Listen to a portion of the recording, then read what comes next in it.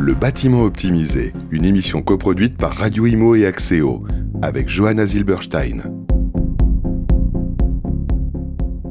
Et bonjour à tous, bienvenue dans ce nouveau numéro du bâtiment optimisé, l'émission coproduite par Radio Imo et Axéo, où l'on vous donne les clés pour améliorer la gestion de vos bâtiments.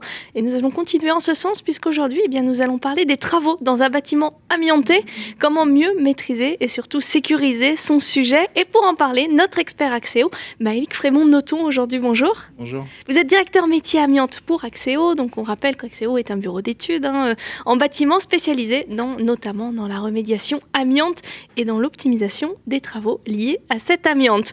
Et en face de vous, Caroline Chilaillé, bonjour. Bonjour. Vous êtes chef de projet amiante pour CDC Habitat, direction interrégionale Île-de-France. On va rappeler en quelques mots que CDC Habitat est une filiale de la Caisse des dépôts et consignations ayant pour mission principale la gestion du patrimoine immobilier public. En 2020, c'est 525 000 logements pour plus d'1 million de personnes logées avec des logements sociaux intermédiaires et libres, des foyers, des résidences et l'accession à la propriété. Tout ça, c'est un sacré programme et on va voir pourquoi vous nous intéressez particulièrement sur ce sujet que l'on va d'abord présenter. C'est parti pour la thématique du jour. Le bâtiment optimisé, le sujet du mois. Plan de relance, plan de travaux obligatoires, rénovation énergétique, mise en accessibilité, rénovation globale, travaux quotidiens entre réglementation croissante et besoins également croissants de performance. Les travaux dans le bâtiment se multiplient, mais qui dit travaux dit gestion du passé et des polluants, avec en tête l'amiante, on le sait, on la mettait partout il y a quelques années. Puis elle a été interdite en France en 1997. Elle est pourtant toujours présente dans de très nombreux bâtiments construits avant cette date. Et elle cause environ entre 2000 et 5000 décès par an. Alors la réglementation impose bon nombre d'obligations, parmi lesquelles le repérage obligatoire des matériaux amiantés avant tout travaux, le fameux RAT, la protection des usagers et occupants contre les conséquences de l'amiante grâce au DTA et le respect de certaines méthodologies de protection lorsque l'on intervient sur des matériaux amiantés. Alors traiter l'amiante lors de travaux dans un bâtiment peut donc devenir un véritable casse-tête pour les propriétaires et pour les gestionnaires et certainement une source de dépenses supplémentaires considérables. Aujourd'hui, nous allons nous concentrer sur comment mieux gérer les travaux dans les bâtiments amiantés, petits travaux du quotidien ou gros travaux. On en parle avec nos experts. Le bâtiment optimisé, le décryptage des experts. Et pour commencer, je vais d'abord m'adresser à notre expert Axéo, Maëlik. Avant de commencer à parler travaux amiantes, qu'est-ce qu'il faut absolument savoir? Est-ce qu'il y a un petit b.a.-ba? Le principal, c'est déjà de se doter des bons documents de repérage. On sait que le dossier technique amiante, le fameux DTA, c'est un dossier qui va rassembler un certain nombre de repérages de documents réglementaires, mais qui ne va être que partiel pour l'usage normal du bâtiment, pour le fonctionnement en termes de maintenance et pratique courante du bâtiment et usage. Dès qu'il va y avoir des travaux, il va falloir respecter un certain nombre de prescriptions en termes de modalités d'intervention. Donc là, on intervient sur le Code du travail, où il va y avoir des obligations, ce qu'on appelle la sous-section 3, la sous-section 4, en fonction des modalités d'intervention, et ensuite respecter un certain nombre de précautions liées au niveau d'empoussièrement d'intervention, la quantité de fibres d'amiante qui peut être émise lors d'une intervention sur un matériau qui a été repéré comme amianté. C'est cette poussière qui est dangereuse ? C'est cette poussière qui est dangereuse à l'inhalation et qui crée un certain nombre de pathologies spécifiques à l'amiante et d'autres qui peuvent être masquées par d'autres maladies. Beaucoup de cancers liés à l'amiante ont été masqués par le tabagisme, par exemple. Donc on a très largement sous-estimé les conséquences de l'amiante. Et donc les méthodologies de travaux sont faites pour réduire au maximum le risque d'émission. Et elles sont très diverses, nécessitent des moyens plus ou moins importants. Et donc ça représente un gros investissement pour les entreprises qui interviennent. Carole-Anne, en tant que gestionnaire, quelles sont vous les principales problématiques que vous rencontrez? Et puis quelles sont également vos exigences par rapport à ces travaux et à l'amiante? Concernant les problématiques, je dirais que la principale est celle d'intervenir en milieu occupé, en prenant en considération nos locataires, nos collaborateurs. Il y a forcément le risque d'une anxiété, d'un risque d'une mauvaise communication qu'il faut prendre en compte. Il y a le choix du mode d'intervention qu'évoquait Maïli en première partie, à savoir la sous-section 3 ou la sous-section 4. Parfois, on a du mal à savoir dans quelle catégorie on se trouve, et c'est dans ce choix parfois qui est plus compliqué pour les bailleurs par rapport à leurs travaux. Et puis la gestion et l'actualisation de la donnée qu'on reçoit et qui est conséquente. Concernant nos exigences, j'aborderai 2 points. Le premier, c'est d'avoir des interventions avec des entreprises qui se rapprochent au titre de leur mode opératoire du 0 fibre par litre, et d'avoir des entreprises qui sont qualifiées, certifiées SS3, SS4. Est-ce qu'on peut rappeler rapidement, Maëlie, ce qu'on entend par SS3 et SS4 pour les auditeurs qui seraient un peu perdus? Alors, ça va être assez compliqué d'expliquer ça en quelques mots, mais globalement, c'est des obligations réglementaires qui sont liées à la nature des travaux, à leur durée et donc à leur dangerosité. On va considérer que la sous-section 4, c'est plutôt des interventions de courte durée et qui vont couvrir aussi tous les travaux de petite maintenance, d'entretien courant, qui n'ont pas principalement pour but de retirer l'amiante tel qu'il est en place. On intervient sur ou à proximité d'un matériau amianté. C'est l'idée de la sous-section 4. Ça couvre aussi des interventions d'urgence. Quand par exemple il y a un dégât, un incendie, on est obligé d'intervenir très vite pour sécuriser le lieu. Là, on intervient avec ces protocoles, pas allégés mais simplifiés. Par contre, la sous-section 3, c'est le registre complet de ce qu'on appelle le désamiantage. Donc là, c'est une opération complète avec une procédure un peu plus lourde, un peu plus contraignante. Carole Anne, quelle est votre vision par rapport à ce sujet des travaux et de l'amiante? Est-ce qu'il y a, en tant que gestionnaire, des points que vous considérez clés pour une réussite du projet? Bien évidemment, je pense qu'il faut avoir une stratégie claire et déterminée face à ces sujets. On ne peut pas y aller comme ça sans avoir, je dirais, un petit plan d'attaque parce qu'il y a beaucoup de risques à prendre en compte. Ça va être aussi s'appuyer sur des sachants comme justement Axéo en tant qu'assistant à maîtrise d'ouvrage, les bureaux d'études spécialisés. Ne pas négliger aussi tout ce qui va être retour d'expérience des bailleurs ou des autres professionnels parce qu'il y a beaucoup de démarches qui sont connues, les projets carto, les chantiers justement sur les travaux types. Ça va être aussi toutes ces actions de formation, d'information et de communication entre les différents intervenants. Maëlie, comment on fait pour optimiser la gestion de petits travaux lorsqu'il y a de l'amiante, les petits travaux, les travaux du quotidien? On va essayer de les anticiper au maximum et puis on va... dans le cadre des repérages réglementaires, étendre un petit peu les investigations pour aller chercher un petit peu les matériaux qui peuvent être cachés par le biais de sondages destructifs qui ne sont pas couverts dans le champ du dossier technique amiante classique. On rentre dans un champ qui est le repérage avant travaux, donc il faut envisager tous les matériaux qui pourraient être touchés ou découverts lors des travaux d'intervention. Donc on profite parfois d'interventions sur la mise à jour du dossier technique amiante, sur les états de conservation des matériaux, pour faire des investigations qu'on dit dans la liste C des matériaux. C'est des matériaux qui ne sont pas directement accessibles, qui sont un peu plus sensibles.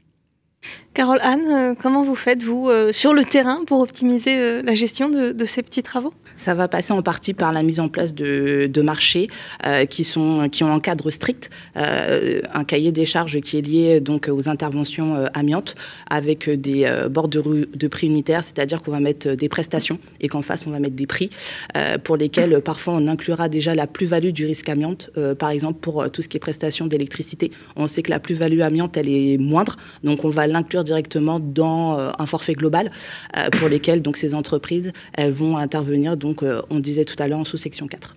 Et en ce qui concerne les gros travaux, Maëlie? Alors les gros travaux, là on ne coupera pas aux obligations strictes réglementaires. Là il faudra faire des repérages avant travaux, avant démolition, avec des entreprises qui elles aussi sont agréées, certifiées, enfin, surtout les opérateurs de repérage qui vont être certifiés. Et là, il est souvent pertinent de se faire accompagner par un assistant à maîtrise d'ouvrage pour cibler les échantillonnages, pour caractériser les éléments, pour être certain d'avoir les documents réglementaires les plus exhaustifs et qui lèvent tous les doutes possibles. Ça permet d'anticiper les périmètres de travaux, d'estimer des coûts à leur juste valeur. Alors, il y a un terme un peu spécifique à notre métier qui concerne les ZPSO, donc c'est les étendues, les zones d'ouvrage, en fait, qui vont permettre de dupliquer une présence d'amiante dans des éléments similaires pour éviter d'aller rechercher à chaque fois par une analyse. Donc, voilà, si c'est réalisé par des pros, par des spécialistes, si c'est bien coordonné, on arrive à avoir une vision très claire de la situation en amiante avant le démarrage de travaux. Et donc on évite les mauvaises surprises. On évite tous les aléas, les travaux supplémentaires et tout ce qui peut prendre du temps et coûter de l'argent.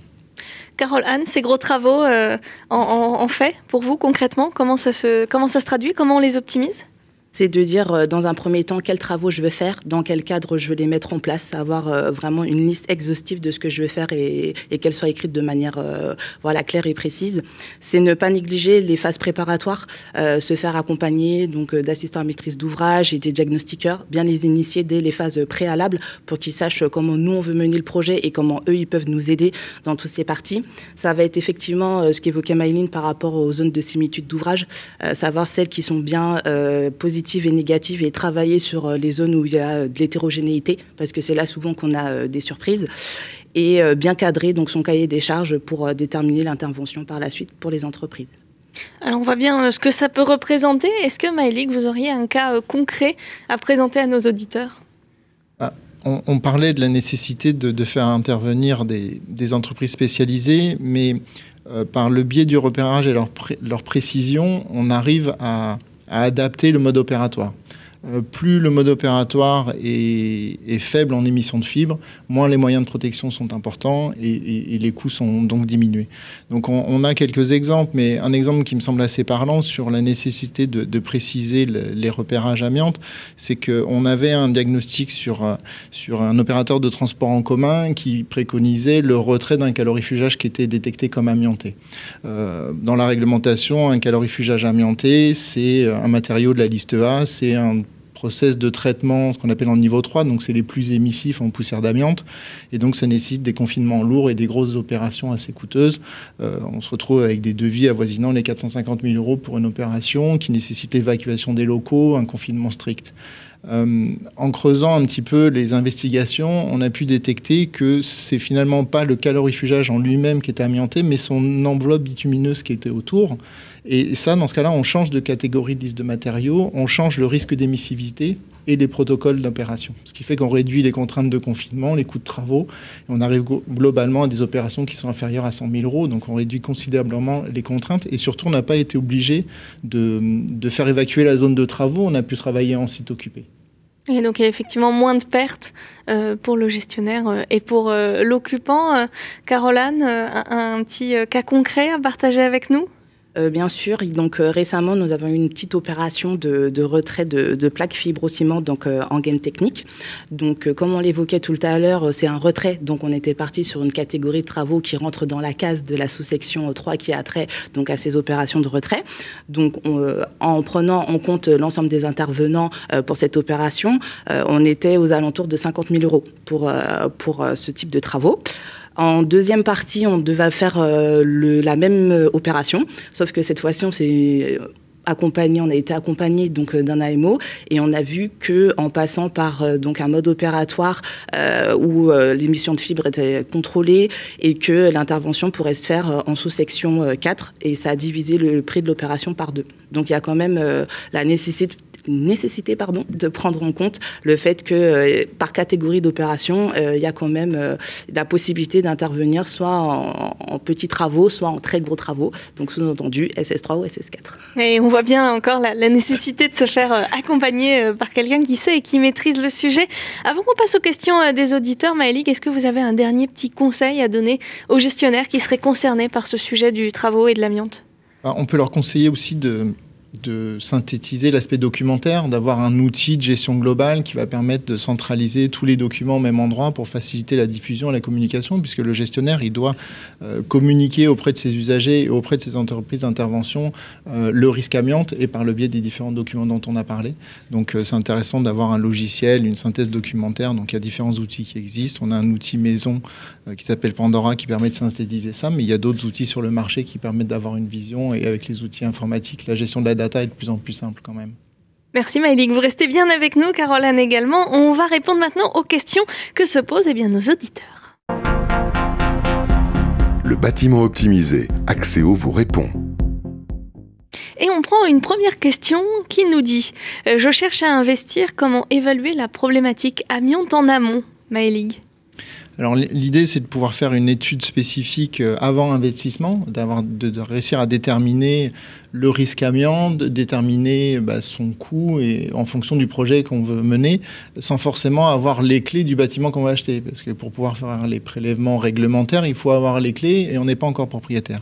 Donc on peut utiliser des diagnostics anticipés. On a développé un produit qui s'appelle le Due Diligence Amiante, qui est un petit cousin du Due Diligence environnemental qui existe déjà dans la réglementation pour les problématiques de pollution de sol, par exemple. Donc nous, on a développé ce produit-là qui va permettre, avec des investigations, avec des visites de sites, avec une lecture documentaire, de réussir à appréhender, de mesurer le risque prévisionnel et de définir des budgets pour l'investisseur qui va pouvoir arbitrer son projet et peut-être changer sa stratégie de travaux en fonction, avant même d'avoir fait une proposition. On va prendre une deuxième question. On nous dit « Je cherche un AMO pour m'accompagner ». Comment les comparer et sur quel point être vigilant, Maëlik ? Alors, comment les comparer ? C'est pas forcément évident. Ce qui est intéressant, c'est de savoir qu'il y a des certifications qui existent pour ces bureaux de conseil, ces bureaux d'études. Il y a une certification qui est l'OPQIBI, la référence est 0902, donc qui certifie les entreprises qui sont en capacité et qui ont les ressources suffisamment compétentes pour faire de l'encadrement de travaux de désamiantage. Et puis ensuite, ce qui est intéressant aussi, c'est de s'intéresser à l'indépendance de ces bureaux d'études vis-à-vis des entreprises de travaux, puisque l'intérêt pour nos clients, c'est de leur proposer les meilleures solutions au meilleur coût systématiquement, en faisant appel aux entreprises sachantes et intervenantes. Caroline, quelques conseils pour trouver le bon AMO ? Je vous conseille donc de commencer par leur demander peut-être des références, des comptes rendus de mission, de voir un peu ce qu'ils sont en capacité de vous donner, questionner par rapport aux problématiques courantes que vous avez et regarder les réponses qu'ils peuvent vous apporter. L'AMO, c'est vraiment un partenaire, voilà. Donc il faut vraiment qu'il soit, en parfaite, harmonie avec votre stratégie interne, ce que vous attendez. Il faut être en confiance. C'est ça, exactement. Merci beaucoup Caroline Maëlik pour toutes ces réponses qui va mettre un terme à cette émission consacrée aux travaux dans un bâtiment amianté. On va refaire un petit tour de table pour remercier Maëlik Frémont-Noto, le directeur métier amiante chez Axéo. Merci à vous. Merci. Et puis merci à vous Carole-Anne Chilaillé, vous êtes chef de projet amiante pour CDC Habitat, direction interrégionale Île-de-France. Cette émission est désormais disponible en podcast si vous voulez la réécouter et vous mettre au fait de toutes les subtilités qui concernent les travaux et l'amiante. Vous pouvez également retrouver toutes les autres émissions du bâtiment optimisées sur notre site radio.imo, sur tous vos agrégateurs de podcasts habituels. Je vous souhaite une très belle journée et je vous donne rendez-vous le mois prochain pour un nouveau numéro du bâtiment optimisé. Le bâtiment optimisé, une émission coproduite par Radio Imo et Axéo, à retrouver en podcast sur vos plateformes d'écoute habituelles.